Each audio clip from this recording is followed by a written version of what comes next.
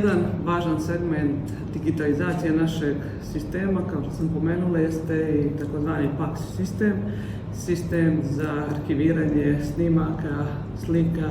prije svega u domenu radiologije. Ovaj sistem nam omogućava digitalno skladištenje, pregled i razmjenu medicinskih snimaka, prije svega između naših radiologa. Ono što je prednost za pacijente u tom segmentu jeste da opet umjesto da donosi stare snimke, CD-ove koje će ljekari da upoređuju i analiziraju dodatno, sada bukvalno jednim klikom pristupaju podacima pacijenta od ranije, mogu da upoređuju ranije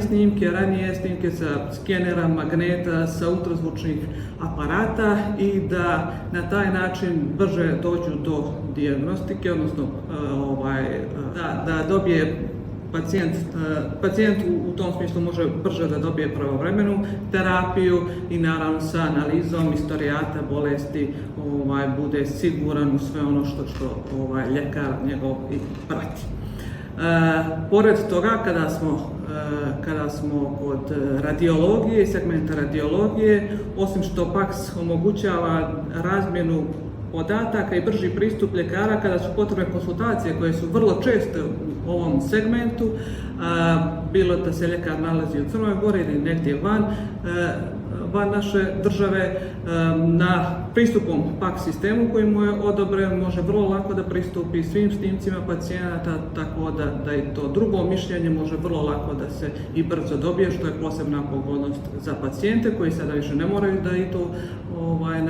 van Crne Gore, da nose opet snimke, CD-ove, već mi omogućavamo taj pristup ljekarima koji su konsultanti u našem sistemu.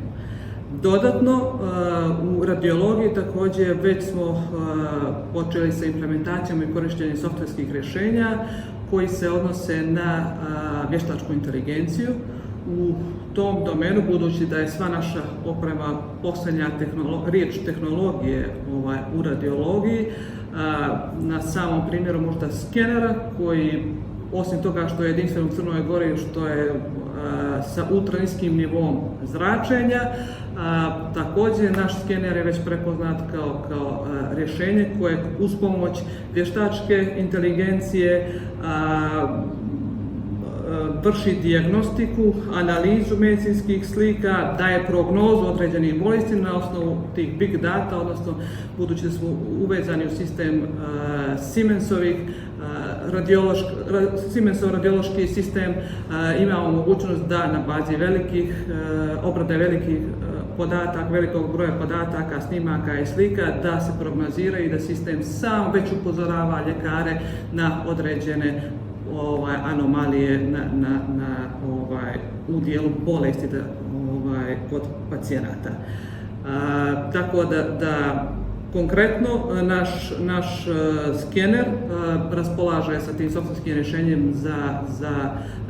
vještačku inteligenciju u domenu pluća koji kroz tu analizu podataka upućuju već naše radiologe na takozvane postojanje malih karcinoma za koje bi im vjerovatno trebalo znatno više vremena dok vide, dok sagledaju, dok analiziraju, a sada već sistem na bazi prethodne obrade svih podataka može da sugeriše da se posebna pažnja obrati na određeni segment organa.